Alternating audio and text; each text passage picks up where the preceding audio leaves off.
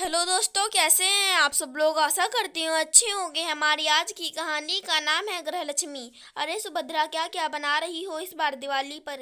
इस बार हमारी गृहलक्ष्मी, हमारी बहू इंदु की पहली दिवाली है, तो कुछ तो खास होना चाहिए इस बार। रामलाल जी अपनी पत्नी से बोले। कुछ भी बने पर आपको तो नहीं मिलेगा, पता है ना शुगर कितनी बढ़ी हुई आई है आपकी। सुभद्रा जी बोली। ऐसे कैसे, इस बार थोड़ी मिठाई तो चखूंगा मैं। आखिर मेरे पोते समीर की शादी के बाद पहली दिवाली जो है। रामलाल जी बोले। हाँ, आपको तो मीठा खाने का बहाना भर चाहिए बस। समीर की शादी में ही चोरी चोरी इतना मीठा खा गए थे कि अस्पताल में भर्ती करवाना पड़ा था, भूल गए। सुभद्रा जी बोली। हाँ पिताजी, आपको मीठे से बिल्कुल दूर रहना है, डॉक्टर की ये हिदायत है। रामलाल जी का बेटा पुष्पेंद्र बोला।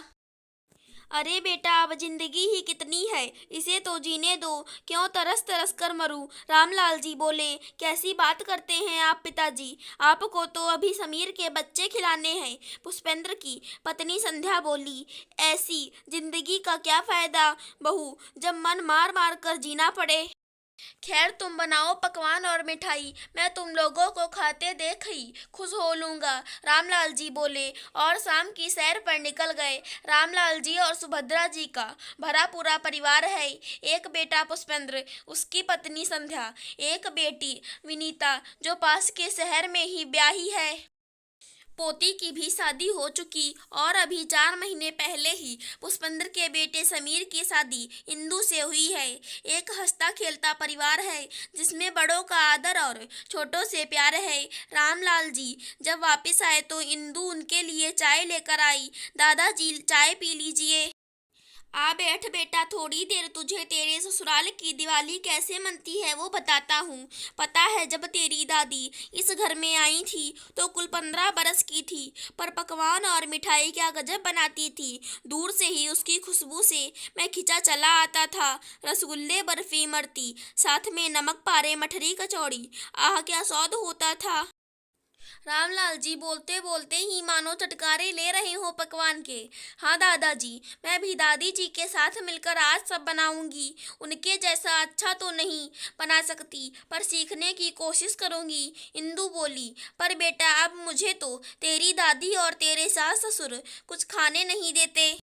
ये कमबख्त सुगर ने जीभ का जायका ही छीन लिया है। अब तू बता, दिवाली बिन मिठाई हो सकती क्या। दादाजी लाचारी से बोले। इंदु कुछ बोलने को ही हुई कि उसकी सास संध्या ने आवाज दे बुला लिया, पर इंदु समझ गई कि दादाजी को मिठाइयों से कुछ ज्यादा ही प्यार है।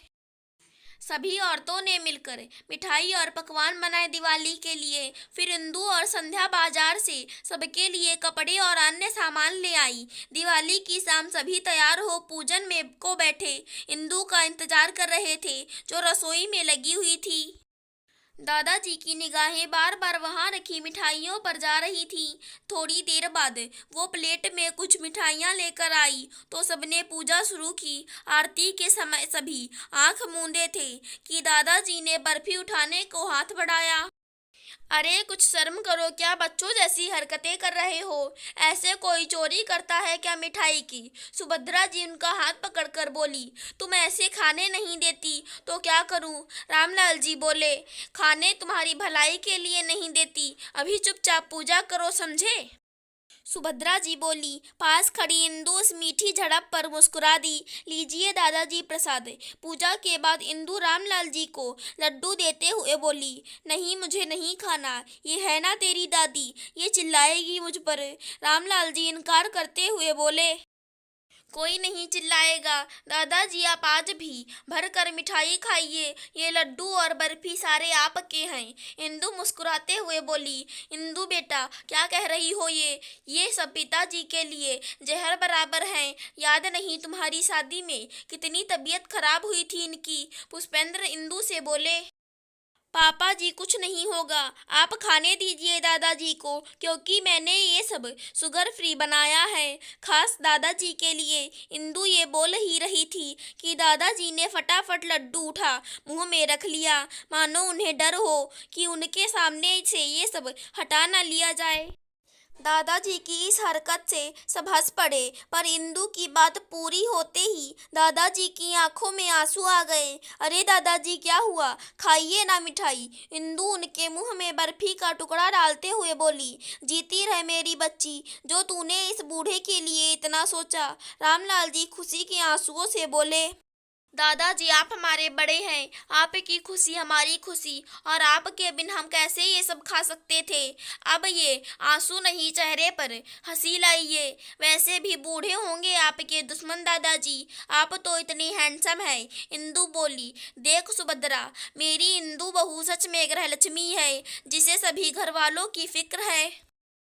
और ये तुझसे और तेरी संध्या बहू से ज्यादा समझदार है। तुम दोनों तो मुझे तरसा तरसा कर ही मार देती। रामलाल जी मिठाई खाते हुए पत्नी को चिढ़ा कर बोले।